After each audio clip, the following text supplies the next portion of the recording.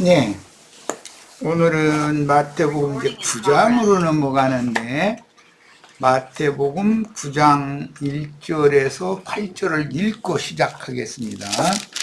네. 자, 각자 본인의 성경으로 본문 말씀을 읽습니다. 예수께서 배에 오르사 건너가, 지금 건너가라는 건 데카폴리 요단 동편, 갈릴리 바다의 동편에서 이제 서쪽으로 다시 되돌아오는 것을 의미하는 거예요.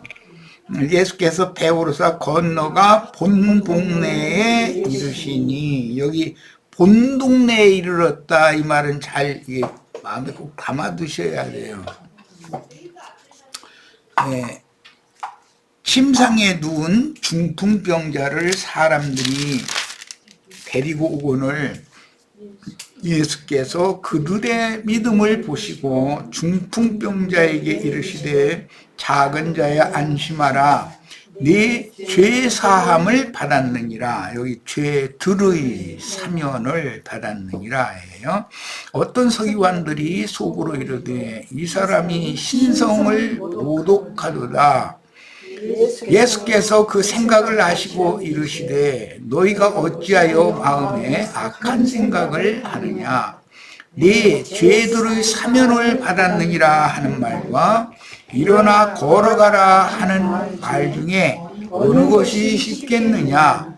그러나 인자가 세상에서 죄들을 사하는 권능이 있는 줄을 너희로 알게 하려 하노라 하시고, 중풍병자에게 말씀하시되, 여기는 손대셨다 뭐 만져주셨다가 아니라 말씀하신 거예요. 중풍병자 오실 때는 말씀만 하시는 거예요.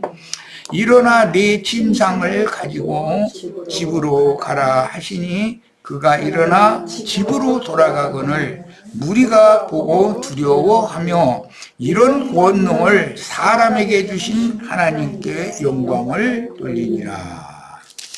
그랬어요. 우리는 지금 주님께서 산에서 천국의 통치 원리, 천국의 헌법을 공포하신 후에 내려오시면서 길가에서 문둥병자를 만나서 고쳐주셨었죠. 그리고 나서는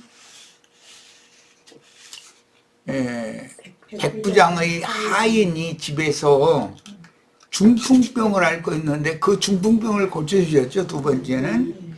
그 다음에는 베드로의 장모님 그 열병을 고쳐주셨어요. 그 3단계를 말씀하시고 나서 주님께서 요단강 건너편 데카폴리 그 귀신들의 지역 거기에 가서 무덤 사이에 거주하던 두 사람을 고쳐주시고 나서 다시 지금 돌아오시는 내용이에요. 성경이라는 건, 특히 마태복음은 하나님의 경륜적인 행정을, 때와 기한을 정해두시고 그에 맞춰서 행하시는 일을 기록하고 있는 거기 때문에 그냥 마태복음을 읽을 때는 유대인의 구원이 있고 이방인의 구원이 있고 유대인들의 회복이 있다는 것을 항상 염두에 두셔야 돼요. 이 세 부류에 대해서 항상 염두에 두고 말씀을 읽어야 되는 거예요. 예수님이 자란 나사렛 주변 마을에서 전도를 했는데 그 고향 마을에서는 너무 배척이 심했기 때문에, 또 심지어 뭐 미친 자가 나왔다 이러고 이제 그러는 바람에 거기서는 큰 이적을 많이 행할 수가 없다고 돼 있었죠. 그리고 나서 갈릴리 동편의 데카폴리스라고 하는 그 데가볼리라고 하는 헬라 문명을 버티려는 그 지역에 가서 무덤 사이에서 거주하는 무덤에서 거주하는 두 사람에게서 귀신들을 쫓아내 주셔서 그 두 사람을 고쳐주신 얘기가 이제 나왔어요. 그것은 헬라 문명이라는 건 이방 세상 나라의 문명을 상징하는 거였기 때문에 예수님의 자란 동네였던 나사렛 주변 전도라는 것은 예수님이 자기 땅 자기 백성에게 오셔서 유대인들에게 전도하는 것을 상징하는 것이라면 갈릴리 바다의 동편으로 건너가서 무덤 사이에 거하는 자들을 고쳐주시는 그 얘기는 이방인들의 구원, 이방인들의 때에 대한 상징이었었다라는 걸 이해를 하셔야 되겠고, 그 갈릴리 바다를 이제는 역으로 건너오는 거예요. 건너와서 이번에는 나사렛으로 가시지 않고 가버나움으로 가셔요. 그쪽으로 이미 이사를 하셨기 때문에. 그래서 갈릴리 바다를 역으로 건너서 가버나움에 돌아오신 이후에 전도하는 내용이 오늘 말씀에 이른 본동네에 이르셔가지고 전도하는 내용이다. 본동네에 다시 돌아왔더니 중풍병자가 있었다는 거예요.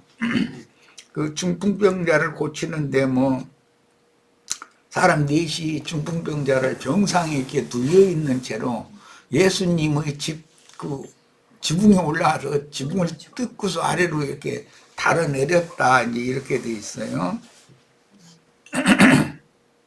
그 다음에 이런 내용을 먼저 이해를 하시고, 이것은 예수님이 자기 땅 자기 백성들에게 먼저 전도하시고, 다음에는 이방인들에게 전도하시고, 그 다음에는 자기 땅 자기 백성들에게로 다시 돌아오신 거예요. 이제 다시 오셨을 때 자기 백성 중에 이방인들이 있는 거예요. 왜냐하면 이방인일 때가 지나간 다음이기 때문에. 그러니까 이것은 그 천년이 자기까지의 왕국 시대를 상징을 한다라는 것을 알 수 있어요. 그런 관점을 잘 마음에 담아 두셔야 돼요. 이것은 예루살렘 교회의 회복을 상징한다, 지금. 이걸 마음에 담아 두셔야 돼요. 그래서 이제 이 9장 말씀에 이어서 바로 10장에 가면 사도들을 파송하시는 얘기가 나와요. 1차 파송이죠. 자기 땅, 자기 백성들에게 예수님 자신이 가고자 하는 각동 각처에 사도들을 파송하시는 내용이에요. 그것이 1차 사도 파송이고, 그 다음에 마태복음의 끝부분에는 만민에게 이방 땅 끝까지 사도들을 성령께서 또 파송을 하시고 2차 파송이에요. 그런데 그 사이에 그 요한복음 그 21장에서 이제 보면 쌍둥이 디두모라고 하는 도마라고 그러죠. 그가 더디 믿는 자다. 그래서 예수님이 부활하셨을 때는 이 도마가 그 자리에 있지 않았었어요. 그런데 8일 후에 도마가 그 자리에 함께 있었어요. 그 도마는 내가 예수님의 그 옆구리와 손발에 내 손으로 만져보기 전에는 난 못 믿겠다 그랬는데, 두 번째 주님이 다시 나타나셨을 때는 자기 옆구리와 손과 발에 네 손을 그럼 넣어보고 믿어라, 이렇게 말씀을 하셨어요. 그게 이제 더디 믿는다 그러는데, 그 도마는 그 천년이 차기까지 예루살렘 교회가 회복이 된 이후에 사역을 머리 사도로 사역을 하게 될 것이라는 것을 예시하는 거예요. 예루살렘 교회에서는 베드로가 사역을 머리 사도로 했죠. 이방인의 때에는 바울이 머리사도로 사역을 해요. 그러나 천년왕국의 시대에는 이 디두모라고 쌍둥이라고 하는 도마가 머리사도로 사역을 한다는 거예요. 이런 관점을 체계적으로 기록하여 놓고 있는 것이 마태복음이다. 이제 요약적으로 이렇게 일단 말씀을 해놓고, 이런 그 중요한 문제는 마음에 잘 담아놓고서 말씀을 듣고 참여를 하셔야 돼요. 성경은 우주의 비밀을 기록하고 있는 것이지 무슨 인간사나 뭐 윤리도덕이나 이런 걸 기록하는 것이 목적이 아니다라는 걸 잘 이해를 하셔야 되겠어요. 자, 그러면 이제 자료의 본론으로 들어갑니다. 마태복음 9장 1절부터 8절 이미 읽었고, 예수께서 배오르사 건너가, 여기 건너가라는 말은 요단 동편에서 요단 서편으로 되돌아오는 얘기를 지금 말하는 거예요. 그래서 마태복음에 보면 동편으로 건너갈 때도 바람과 파도로 인해서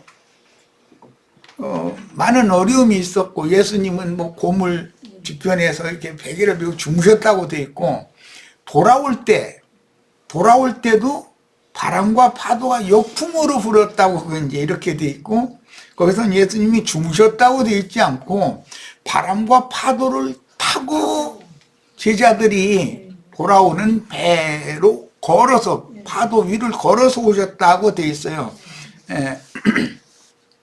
이것은 항상 한 시대를 종결하고 새 시대를 맞이할 때가 되면 전에도 없고 후에도 없는 큰 환란, 풍파가 일어나는 때가 닥친다라는 것을 예시하는 거예요. 자, 이것도 이제 마음에 잘 담아 두셔야 돼요. 예수께서 배오르사 건너가, 이것은 되돌아오는 것을 말하는 거예요.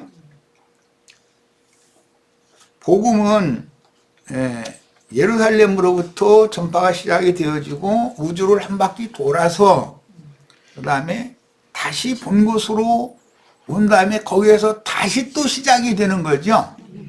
항상 구원은 유대인에게서 나기 때문에 그 갈릴리 바다를 중심으로 지금 이 말씀이 계속 반복되는 것은 갈릴리라는 의미 자체가 둥글다라는 뜻이에요. 이게 지구가 둥근 것처럼 온 우주 끝까지 복음이 전파가 다 돼야 되면 한 바퀴 돌아가는 거예요. 한 시대라는 것은 복음 전파가 모든 민족에게 전파되면 제자리 오는 거란 말이야. 그러면 새 시대가 또 와서 한 바퀴가 또 돌아가야 되는 얘기인 것이죠. 자, 그런 의미를 마음에 잘 담아 두셔야 돼요. 갈릴리 바다를 중심으로 해서 전도 여행이 이렇게 반복되는 이야기이거든. 하나님의 마음에 우주를 어떻게 복음으로 경영을 해서 세상 나라를 주와 그 그리스도의 나라가 되게 할 것인가를 예시해 주는 그림이다, 그런 말이에요. 오늘은 저 시간에 굉장히 중요한 이야기를 많이 하게 됐어요. 본동네에 이르셨다라는 것은 예수님의 본동네는 팔레스타인 땅이에요. 유대 민족이 예수님의 고향이잖아요. 예수님은 유대인 중에 유대인이었으니까. 그런데 이제 그때 당시의 지명으로는 가버나움으로 돌아오셨다라는 말인데, 그 본동네라고 하는 말은 예수님의 고향 동네로 돌아오셨다, 사실은 그런 말이에요. 그런데 돌아오고 나니까 그러면 이방인일 때도 지났고 이제 버림받았던 이스라엘 12지파가 회복되는 시기가 왔다, 그런 말인 거예요 지금. 네, 그런데 침상에 누운, 여기 침상이라고 그랬지만 실제는 병상이죠. 유대인의 병상이나 이방인의 병상은 차이가 있겠지만 유대인의 병상이라고 하는 것은 율법 제도의 관념이란 말이야. 기독교인들이 지금 다 병상에 누워 있죠. 계시록에 보면 큰 음녀의 큰 딸이 있고 작은 딸이 있는데 다 병상에 던져버린다 그랬잖아요. 계시록에 나오는 말이죠. 침상에 던진다 그랬는데 우리 번역은 침상이라고 그랬는데 병든 자가 누워있는 침상은 병상이죠. 그건 뭐냐, 유대인들의 고정관념에 의한 유대인들의 병상은 유대교라고 하는 관념이란 말이야. 그게 병자가 누워있는 병상, 기독교계의 교리 체계, 기독교 체계라고 하는 건 기독교인들의 병상이야, 그것이. 그러면 이방인들의 병상은 그럼 뭘까? 이것은 세상 성공하는 것이 그들을 사로잡고 있는, 여기 병상에 넣어 있는 거예요. 하나님이 보시기에는. 이게 그들을, 세상 나라에 대한 열망, 세상 나라에 대한 한 가지 소망만 갖고 있는 건 다 병든 자들이요. 천국의 소망을 둬야 되고 천국을 향해서 나아가는 사람들이 고침받은 사람들이라는 뜻인 거예요. 이제 이런 개념을 이해를 하시고 읽으셔야 돼. 침상이 그랬는데 이건 병상이에요. 눈 중풍병자를 사람들이 데리고 왔다. 여기는 사람들이라고만 했는데 마가복음에서는 4사람이 그 침상을 달아내렸다 그래서 이것은 새 시대에 천지 사방에 있는 모든 구원이 필요한 사람들을 상징하는 말이에요. 자, 그런데 중풍병자를 사람들이 데리고 오거늘, 다른 복음서에서는 문 앞에 사람들이 많이 모여서 예수님의 말씀을 들으니까 그 병자를 메고 예수님께로 갈 수 있는 틈이 없으니까 이렇게 올라가 가지고서 병상을 예수님 계신 앞으로 달아내렸다라는 거예요.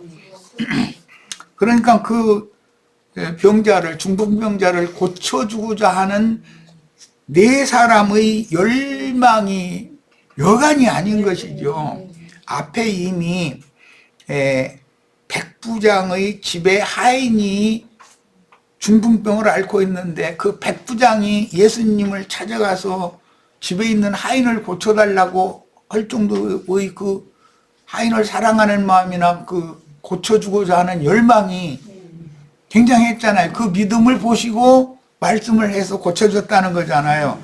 같은 내용이에요. 항상 중풍병자는 하나님과 사람 사이에 원활한 교통이 잘 되지 않는 사람을 말하는 거예요. 세상적으로는 뭐 실핏줄 어딘가 이렇게 꺾이거나 또는 터지거나 뭐 등등 이제 그런 경우는 중풍병이라고 그러죠. 바람 맞았다고 이렇게 말하죠. 자, 소자에 안심하라. 네 죄들을 사함받았느니라. 죄사함이라고 자꾸 얘기하는데 이것은 성경의 의도를 오해한 거예요. 죄들을, 지난날 저지른 예수님을 만나서 지난날의 모든 죄들을 용서받기 전까지의 모든 죄들을 용서받는 것을 말하는 것이지 죄 자체를 용서받는 것이 아니에요. 죄라는 건 심판을 해야죠. 예수님은 죄를 심판하러 오시는 거니까. 자, 본동네는 가버나움이고 마가복음 2장 4절에는 지붕을 뚫고 침상을 달아내렸다고 되어 있어요. 중풍병자 얘기가 나오면 백부장집의 하인, 즉 이방인의 구원을 상고해야 된다. 문둥병자에 고쳐주는 얘기가 앞으로 또 나와. 그러면 그것은 유대인들의 구원을 상징한다라는 것을 이렇게 마음에 잘 담아 두셔야 돼요. 이런 관점을 알고 성경을 읽을 필요가 있는 거예요. 어떤 서기관들이 속으로 이르되 이 사람이 신성을 모독하더라 그랬어요. 이 신성모독이라는 말은 성경에 하나님의 이름을 모독한다, 하나님의 성품, 뭐 세속교계에서는 뭐 신격을 모독한다 뭐 등등 이제 여러 가지 말이 있는데, 신성모독죄라고 하는 것은 하나님의 이름을 모독한다는 말이니까 이 히브리인들의 개념에는 아버지의 이름을 함부로 이렇게 부른다든지 아버지의 이름을 망령되이 부른다든지 그런 것은 신성모독에 들어가는 거예요. 거기에 또는 가장 중요한 신성모독은 나는 그다라고 스스로 그렇게 말하면 그거는 신성모독죄를 범하는 거예요. 왜? 히브리인들의 신앙은 유일신 신앙이기 때문에 자칭 신들이 생겨나면 그건 신성모독죄에 들어가는 거예요. 그런 개념을 이해를 하셔요. 그런 거 보면 오늘날 우리나라도 신성모독죄를 저지르는 자들이 많죠. 그건 신성모독죄를 저지르면 어떻게 하라고 돼 있어요, 율법에? 내 이럴 줄 알고서 내가 레위기 24장 16절을 빨리 찾아서 읽어보겠습니다.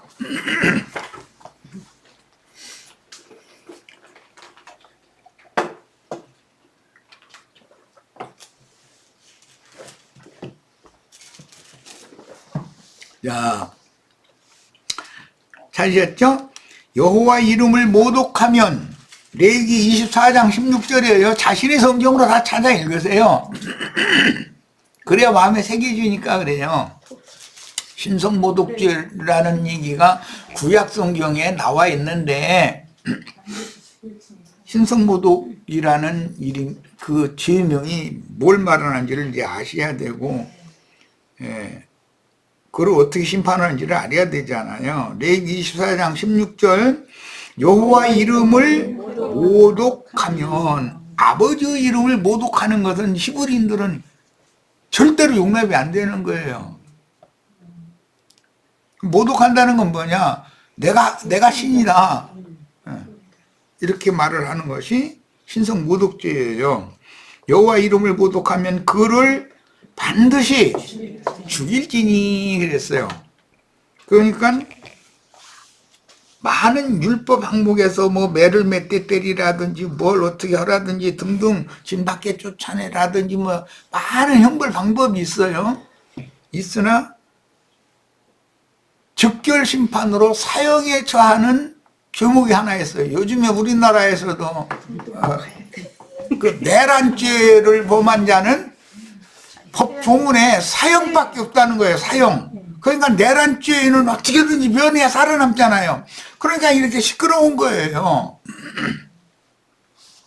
사형은 안 당해야 되니까. 그건 다른 법이, 다른 형벌이 없다는 거예요. 뭐 무기징역이라든지 5년징역이라든지 이런 말이 없고 그냥 내란을 범한 그 죄인은 사형이다라는 것밖에 없다는 거, 오직 한 가지 형벌 방법밖에 없다는 거죠. 신성모독을 범하면 그는 그냥 즉결 재판을 해도 사형밖에 없어요. 다른 항목이 없어요. 어떻게 봐주고 말고 없는 거예요. 그러니까 가장 무서운 형벌이 신성모독죄겠죠. 예수님이 네 죄들을 사함받았다라고 하니까 저 신성모독을 범했다. 그럼 그는 사형수다, 사형받아야 된다 이 말인 거죠. 유대인들의 개념에서는. 자, 여호와 이름을 모독하면 그를 반드시 죽일지니 온 회중이 돌로 그를 칠 것이니라. 온 회중이 돌로 치는, 이거는 이제 우리나라는 6.25 때 공산당들이 그런 내란을 이렇게 폭동을 일으켜가지고 부르주아 파시오라고 해가지고 농토도 좀 있고 뭐 이게 좀 잘 살고 하던 사람들은 싹 잡아다가 마을 사람들 다 나오라 해가지고서 그지 머슴 살던 놈이 앞장서서 대창 들고 빨간 완장 딱 차고서는 그 죄목을 다 이제 나열을 하면은 온 동네 사람이 그 자리에서 즉결로 사형밖에 없었잖아요. 그런 거단 말이에요. 지금 온 회중이 유대인은 돌로 쳐서 죽였는데 우리나라 공산당 그놈들은 어떻게 했냐면 죽창으로 그냥 찔렀어요. 온 동네 사람들이. 그러고 뭐 그냥 뭐 덮어 씌워놓고 나서는 자기 그 아들 보고 막 몽둥이 들어오라고 그러고 풀에 패라고, 그럼 아래쪽을 살살 때리고 이 머리통을 때리라고 강요를 해가지고 저희 아버지 때려 죽이게 만들고 그런 짓을 했잖아요. 그러니까 참 이 사람의 사상이라고 하는 것이 우리나라가 지금 극과 극이 지금 만나고 이렇게 계속 sor하는데 얼마나 무서운지를 알아야 돼요. 그래서 우리들은 절대 그런 데 말려들지 말라. 나는 그래서 극우나 극좌나 이런 데 말려들지 말라. 우리는 세상 나라에 소망을 두는 사람들이 아니고 주님의 나라가 이루어지기를 바라는 사람들인데, 그런 사람들한테 어울려가지고 같이 우구원이 이렇게 군중심리로 이렇게 하고 절대 그러면 안 돼요. 그거는 우리는 6.25 때 공산당 놈들한테, 그 공산주의자들한테 그런 걸 다 눈으로 보고 경험을 했잖아요. 그런데 그와 똑같은 짓을 다시 해서 나라가 막 폭동이 일어나서 그런 일이 생긴다면 국민이 서로가 화합을 하고 어떻게든 힘을 합쳐서 전 세계에서 발전한 국가로 우리 후세대들은 굶지 않고 따뜻한 방에서 자기하고 해야 될 책임이 다 부모 세대가 있는 것인데, 그런 일에 힘을 써야지 저러고 그냥 물고 먹고 이러면 되냐 말이야. 그거는 예수님이 이 땅에 오셔서 비폭력으로 세상 나라를 천국으로 바꾸는 그 일을, 사람들에게 그 도를 가르친 것이 예수님의 천국 복음 전파인 것이잖아요. 뭐든지 폭력적으로 어떻게 하는 것은 그건 맞지 않는 거단 말이에요. 이런 것을 기본적으로 잘 아셔야 돼요. 그래서 그를 반드시 죽일지니 어떻게 하냐면 온 회중이 돌로 그를 쳐서 그 자리에서 죽이는 이걸 즉결재판이라고 그래요. 그런데 유대인들은 신성모독죄에 대해서는 사형밖에 다른, 그를 반드시 죽이는데 온 회중이 돌로 다 돌로 쳐서 죽여라, 이런 것을 본받아서 한 것이 공산당 놈들이 한 짓이잖아요. 그게 있을 법이나 한 얘기냐 이거예요. 정상적으로 죄가 있으면 정상적으로 그 수사기관에서 불러다가 조서를 꾸며가지고 판사에게 넘겨서 당사자는 변호사의 조력을 받아가지고 사실 나는 이런 억울한 일에 지금 연루되었다, 누가 나를 모함을 한 거다라는 거, 이런 것을 밝힐 수 있고, 그러면 그것을 정상적인 재판을 해야지 그냥 적결 재판에서 우호원이 군중심리로 이렇게 해서 사람을 죽이고 그러는 건 말도 안 되는 짓이잖아요. 그런데 이스라엘은 그런 즉결 재판을, 신성모독죄에 대해서는 즉결 재판을 했단 말이에요. 그러니까 예수님을 죽이기 제일 쉬운 죄목이 뭐냐? 신성모독죄였다는 걸 알 수 있겠죠. 네, 신성모독죄를 설명하다 보니까 시간이 많이 갔네. 자, 예수님을 그때부터 죽이려고 했다라는 말이에요. 지금 예수께서 그 생각을 하시고 이르시되 그들의 나를 죽이려고 한다, 모함해서 나를 죽이려고 한다는 생각을 이미 다 간파했다 그 말이죠. 너희가 어찌하여 마음에 악한 생각을 하느냐. 신성모독으로 몰아가는 악한 생각이라는 건 예수를 죽이고자 한다 그 말인 거예요. 내 죄들이 사함을 받았느니라 하는 말과 일어나 걸어가라 하는 말 중에 어느 것이 쉽겠느냐. 그러나 인자가 세상에서 죄들을 사하는 권능이 있는 줄을 너희로 알게 하려 하노라. 여기 이 말은 내가 바로 예언된 죽을 수밖에 없는 죄인들, 중병에 걸려서 죽음의 날만 기다리고 있는 모든 불쌍한 인생들을 영생으로 인도해주는 구원자로 내가 너희 앞에 와 있다, 이 얘기를 선포를 지금 하는 중인 거예요, 실제는. 그리고 중풍병자에게 말씀하시되 일어나. 이게 침상에 누워있으니까 일어나라고 그러는 거잖아요. 내 침상을 가지고 집으로 가라. 여기 이제 집 얘기가,